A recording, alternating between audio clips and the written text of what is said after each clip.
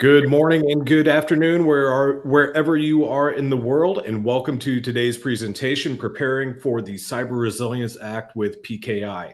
My name is Mitch Mershon, and I am the Senior Product Marketing Manager here at Keyfactor, and I have the pleasure of being joined by Guillaume, who is an IoT Business Strategy Director. Guillaume, how are we doing today? I'm doing very good, Mitch. Probably Awesome. easier for me than for you. Yeah, a little bit, a For little bit longer. easier for you than me. It's at least it's 7 a.m. over here. You could have done a lot worse for me, so I appreciate that. But to everyone out there, welcome. We have a great lineup of questions for Guillaume. Guillaume is the CRA expert here at Keyfactor, and what we want to do is just provide a little bit of how you can prepare and be a little bit more knowledgeable around the CRA. So we've got it scheduled for roughly about a half an hour today. And so please make sure if you have any questions, drop those into the Q&A. We will absolutely get into those. We want to make this as interactive as possible. But with that, we'll go ahead and just jump right in. So Guillaume, let's just start at the very top. What is the CRA and why is it so important? Okay, so CRA stands for Cyber Resilience Act, and it's a regulation by the European Union that applies to all EU member countries. And that regulation is important because it aims to provide a minimum level of cybersecurity to whatever product with a digital element. So it can be hardware with software, or sometimes software alone that is being sold or distributed in the EU. It doesn't concern civil aviation, automotive, and medical devices, which are themselves already covered by regulations in the EU. But for the rest, which is not, the CRA aims at providing a basic safety net of cybersecurity that will just make sure that every business or consumer who purchases a product in the EU or a service will be covered by some cybersecurity measures taken by the provider of that hardware or software. So it's very important in that regard. Yeah, it definitely sounds like that. And so one of the key words I want to jump in on there is this is a regulation. So for the viewers at home here who might not necessarily know, like I learned on this, could you describe the difference between a regulation and a standard? Okay, so it's fairly easy. So regulation is a law, and the law, it's mandatory to follow it. If you don't follow it, you're fined. And here in the CRA, it's written. So if you break the law, there are fines, and they're defined in the document. So it can be up to 15 million euros or dollars, or 2.5% of the annual revenue that you make, whichever is max. So it can be very important. A standard, so a law tells you what to do, but does not tell you how. A standard, on the contrary, is something that you voluntarily follow, maybe to get into a market, and the standard will tell you how to implement things. So the CRA gives requirements that companies must follow, but doesn't give the recipes. It tells what they have to comply with, what they have to do to follow, but in order to implement, some will choose to follow standards, and some will choose to do whatever they think is best for the business. Okay. And I think we'll circle back to that here later as we get through the conversation, but let's just go ahead and jump right into CRA. So what does it specify in terms of what a company must do to be compliant? Okay, so the CRA is here to make sure that every product that is put on the market in Europe doesn't have known exploitable vulnerabilities, so both in hardware and software. So that means that OEMs that put products on the market need to think ahead about the product and go into a security assessment to understand exactly where potential vulnerabilities could appear in the product, to make sure that every vulnerability that they understand at the design phase is covered and documented. And then it's an obligation for these companies to maintain the product in time and to make sure that for a minimum duration of 5 years after a product has been sold, it is maintained in good conditions and receive security updates. And those security updates need to be delivered for free to their customers. And every problem that arises needs to be reported to the ENISA, the Cybersecurity Agency for Europe. It needs to be documented and it needs to be taken care of. So it's very important for OEMs to understand what they have to do in the long run. Yeah, that's very interesting. One of the words you use that we talked about earlier is transparency, setting that minimum level of cybersecurity across all of the products. So I think that's obviously quite big. So one of the questions I have with that is this something that can be internally, I self-check and say, yes, I'm good to go, or is there a requirement for a third party to sign off on something like this? That's a very good question, Mitch. So that security assessment that every actor needs to run through at the beginning of a product design. Products in the CRA are classified into different categories. So there are important product, critical products of different classes. So most products on the market will be basically non-critical products. And for those products, the manufacturer is allowed to perform the security assessment by himself, following his own template. It just needs to be honest and document everything. So that, like you said, that documentation can be transparent to his customers, business or consumers. For critical products, though, those ones will need to go through third-party assessments and sometimes penetration tests for the very most critical products, like hypervisors or secure elements. So that's and it's interesting to note that in the classification of products, smart meters are classified as critical products. That is a unique one. So whenever we talk about this, one of the things that we had also talked about is looking at the entire supply chain. So we're not just talking about the final product itself. Could you go a little bit into what the supply chain looks like and what also they need to be doing with like a bill of materials? That's very true. So the CRS says that not only the product should be covered by that cybersecurity risk analysis, but also the whole supply chain that is supported by manufacturing. So you need to understand who you buy from, hardware and software. If you use open source, you need to document that. And you need to document how you manufacture, how you deliver to your customers, how you maintain, what are the plans, what's in place to do that.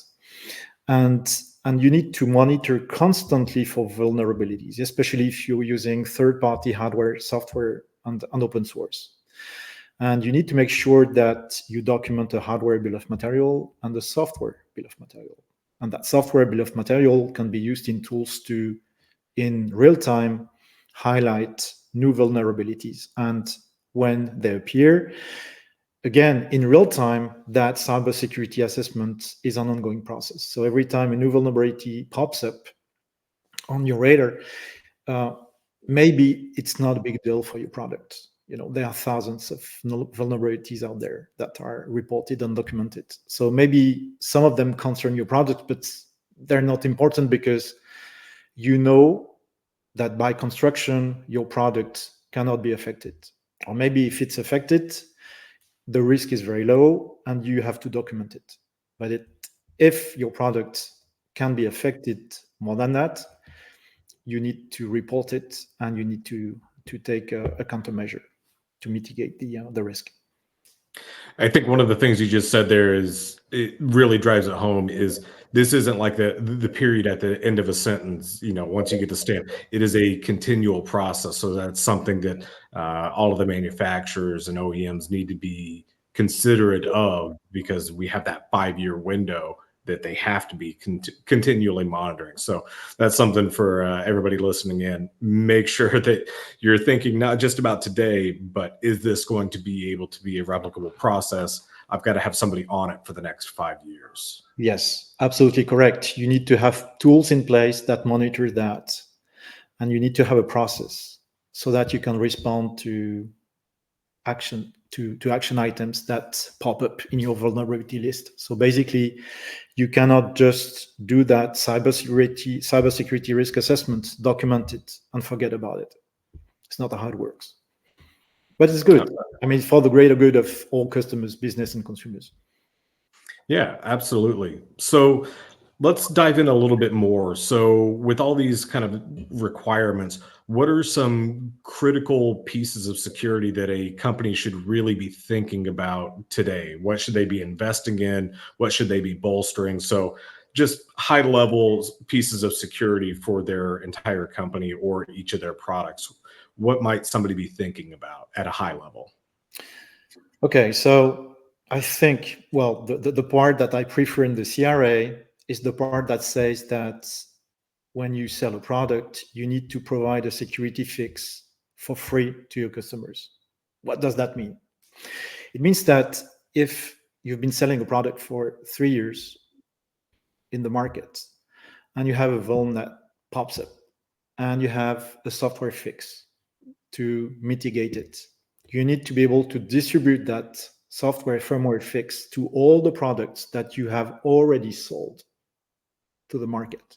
Not only the new ones, but the existing ones, the deployed ones. And unless you're ready to send somebody with a laptop or a USB dongle to fix every single product in the field, which can turn out to be expensive, it can have implications for you. So it means that if you're not ready to do that, it means that you need to fix that software over the air. And of course, doing that, it needs to be done securely. So it means that you need inside your product to have some mechanism built in to do first secure connections to a distant service. And in the case we're debating, it's going to be the OTA platform. So a secure connection to that OTA platform in the long time. So it means that the security credentials used to do that connection probably also need to be admin. So you cannot use the same key for 5 years. It doesn't work. Second, it means that you need to have a firmware update mechanism in place in your device. It has implications. So it means that you need to have a secure boot mechanism in your device. So that will drive the choice of the microcontroller, the microprocessor, maybe the hardware root of trust, the secure element, or the TPM, and the low-level software that will run on your device. It also means that platform, providing that you have all this, that platform will carry some firmware that will be generated by your teams. But that firmware needs to be checked on the device, that it's really coming from you and that it's not somebody trying to hack your device with a different firmware that could, of course, harm your business and expose you as an OEM to penalties. So it means that in the software development chain, you also need to have code signing in place and a very strong code signing process. Because the CRA also says that you need to document the process with which you manufacture and hardware and you manufacture software. And of course, in the risk analysis, you also have to document how you protect those signing keys, what infrastructure you have behind that. Signing can be easily done with OpenSSL, with my signing key on my laptop, but it won't probably pass a CRA cybersecurity risk analysis. So, little things like that have consequences, cascading consequences, and that drive requirements all the way back to the hardware, to the software, and to the processes that you put in place as an OEM to build the hardware, that software, and to maintain it in time. Yeah, that was just what I was getting ready to say. So I appreciate you jumping in on that. Is that it's not just about, okay, check mark, check mark, check mark on things that we have implemented, but it's also the processes in behind all of the development. And a term that we here at Keyfactor love is security by design. So this isn't something that people could just slap on at the very end and hope that they pass. These are things that need to be thought about at design, as you're actually building everything out. And I know we'll get into that as we start talking about some of the more practical applications of this, but just to kind of recap that, because there was a lot in there, if we could boil that down, some of the crucial pieces that people need to be thinking about is what is their OTA strategy, right? What are the code signing implications of this, but also I think we talked about at one point a little bit of making sure that everything on the actual machine itself is secure with either data at rest or data in movement. So we could also take a look at talking about high level of encryption, that something must be done inside of that area.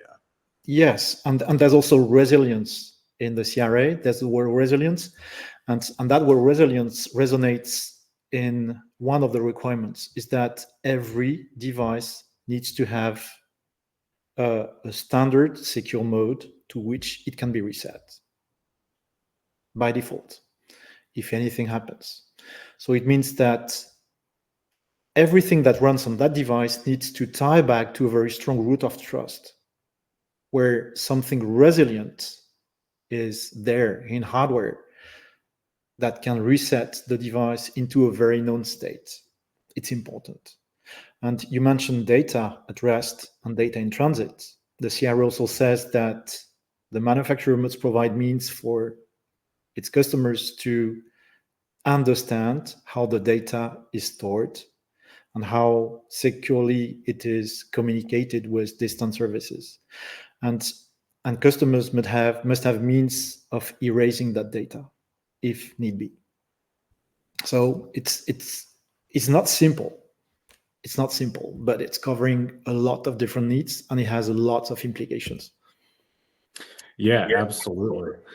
So we kind of talked about this at the very beginning of the regulation versus standard. What are some of the other either acts or directives or regulations that are either impacted by or complemented by CRA? That's an interesting one. So, well, mostly CRA will impact OEMs, so companies who design hardware and put that hardware in the market. So if we take the example of the smart metering business, the smart meter manufacturer would be concerned by the CRA in a way that by designing the smart meter, they would have to put in place everything inside the smart meter itself, its design, hardware and software, and like we said, the manufacturing processes and the maintenance processes in place compliant with the CRA. But that smart meter manufacturer then sells to utilities, and utilities basically operate services, and those utilities would have to follow a different regulation called NIS2 in Europe, and that NIS2 regulation is very complementary in a way that whereas CRA applies to OEMs, NIS2 applies to service providers, operators of services, pure services. So I think that these two are very, very complementary in the industry in Europe. Okay. And this is for the regulation side. I think you also ask about standards.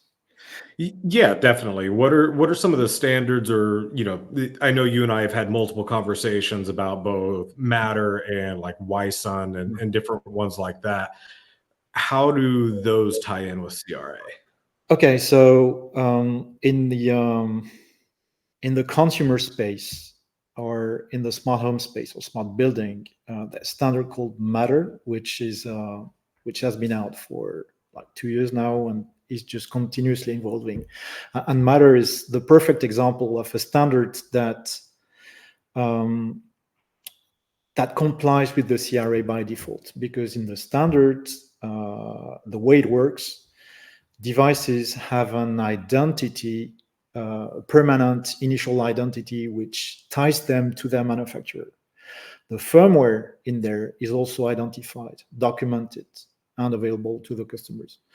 And when you buy a Matter product, you can check its genuineness. And when the Matter product will enroll into your network, that network will be capable to check the genuineness, will be able to check the genuineness of the firmware, and will be able to deploy cybersecurity measures much better than the Wi-Fi passwords we're using right now in homes, for instance. And that standard will evolve and also go into the smart building area. It's adjacent to EV charging because of the EV charging homes. So EV charging is another example of a standard that has very strong cybersecurity built in between the different elements of the chain, from the chargers to the cars with the ISO 15118 standards, from the chargers to their backend with different standards available, CPP, and from the backends to the billing servers and to the grid.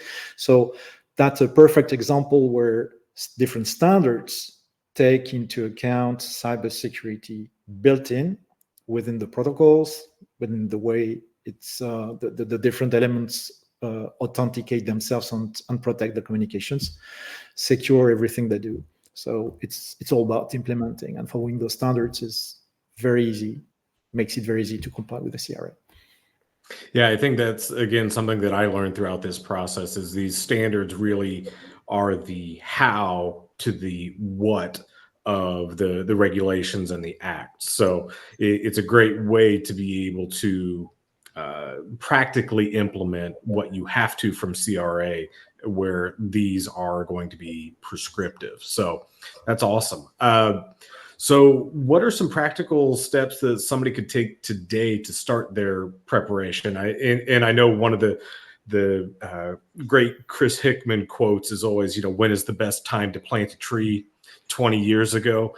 So if somebody's a little bit behind because we know they've got 3 years, what could they start doing today to go ahead and get better prepared for what's coming forward?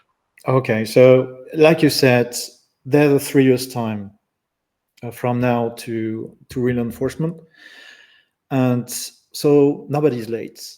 Now's the time, and I would start, if I were building products. Well, obviously, I would start by reading the CRA itself to understand it. So you can't avoid reading it. It's important and it's a nice document. Second, I would try to understand if I'm concerned by a standard or if what I do is adjacent to an existing standard, and I would pick one of those standards to understand what's in there, and that would give me ideas about how to implement things. Then, considering that the hardware is the only thing that cannot be updated over the air, I think the very first step after the risk analysis is to understand what hardware I need in terms of secure root of trust, secure microcontroller or microprocessor, and to make a choice about my hardware in terms of processing, in terms of memory. Memory is also a very important thing to consider. 5 years ago, thread devices needed a thread stack plus an application, and the stack was under a meg. Now, those same devices can turn into Matter devices, but for that, they need twice the amount of memory. So OEMs who manufactured thread devices, limiting their vision to thread, are not able to migrate their devices to Matter. So when putting a product in the market, try to think ahead of how that product will evolve. And there's one thing that is always true: memory needs to grow, especially when you have firmware over the air updates and growing needs in terms of cybersecurity and features. Then the first step would be to understand what kind of identity I want to rely on. It's not always the case that you need digital certificates on public infrastructure. Sometimes it's not possible. Like in LoRaWAN, you need to tag unique IDs into the devices and to pre-share symmetric keys. But again, if you do that, you need to document the process by which you manufacture those devices, by which you get those keys, and how you share them, and how you make sure they don't leak. So whenever possible, of course, I would recommend to use public infrastructure and digital certificates for initial identities, for operational certificates that will basically take care of the security of the device in operations, and of course, to back the firmware signing processes. Then I guess the fourth step would be how to personalize my device in the factory. And again, that needs to be documented in the CRA. So getting those identities into the devices, you can do that with your silicon vendor or distributor. You can do that in your factory, but maybe you're contracting with somebody else, the manufacturing. So how do you put that in place? Maybe you want to do that over the air after the product deploys. So you have options to do this, but you need to think that ahead of time. Then I would look at implementing secure boot on that device and make sure that I understand how secure boot mechanism works and how I can derive the secure boot keys and how I can provision in time enough keys to cover my device lifetime. Then I would implement firmware signing, of course, and that ties into the secure boot, that ties into my IT infrastructure that is backed by the public infrastructure, and understanding which projects need what keys and how I can log access to the keys and make sure that only the right developer can access that key and that I understand what it's being used for and when.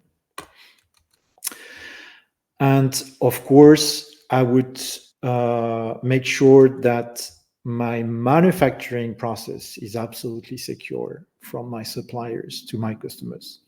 And there are different ways to do that, to protect my manufacturing with services, with specific hardware, to make sure that you get that compliance. So it's not easy, but you can take the steps one by one. And considering you have 3 years, I mean, starting now is not the end of the world. Yeah, and step 0, as we had talked about earlier, risk assessment. You absolutely have to start with the risk assessment to kind of know, as we talk a lot about PKI and crypto agility and the move forward, it's really about having first an inventory, and that's where your risk assessment really sets in of where are we today, what do we have, and that sets the foundation for the future of, okay, how do we start to make these changes? Because yeah, again, you have 3 years, but as we all know, 3 years can go by in the blink of an eye. And again, with some of those fines that you were talking about, you definitely don't want to be hit with 15 million euros in fines. One of the other things that I really want to hone in on that you were talking about there is partnership. Because your product does not live in a vacuum, you have to have, again, the hardware and software bill of materials. But let's say that somebody is a product genius. They know this cool thing that's going to be going and taking over the market, but they don't necessarily understand the security side of things. Who would you recommend that they either partner with, or whether it be consulting or someone like that, to be able to help implement what we're talking about here today from that high level strategy? So for the risk analysis, we don't do it ourselves, but we have partners. And So, well, of course, I'd recommend talk to us, because Keyfactor ties partnerships with different players all across that industry and that supply chain that we've touched today. So from risk assessment analysis to software development to providing secure stacks to do secure communications to provide secure hardware, silicon vendors, and others have solutions to secure manufacturing. We have solutions to secure the infrastructure behind the delivery of public infrastructure and firmware signing and certificate lifecycle management. We have partners who deal with symmetric keys. We have partners who can host a software bill of material and watch for vulnerabilities and help you keeping alert about what's going on and making decisions, because that cybersecurity risk analysis, like we said, it's that important step zero, but it has to go on and on, like forever during the maintenance fee. We have partnerships with companies who deliver software over the air update technologies, which are secure and comply with the CRA. So I would definitely turn to Keyfactor for that. I think we have. Yeah, absolutely. But I think also one of the key things coming out of that is you're not alone. The entire world is going to have to kind of adapt to this. So there are people that are going to be specialists in all of those different areas for compliance. So as we start to wrap this up, so as somebody myself from a non-EU country, I'm not sure I'd be asking this because I already know the answer, but why does this matter to us outside of the EU? Because yeah, it's an EU regulation, obviously, but why do I need to comply?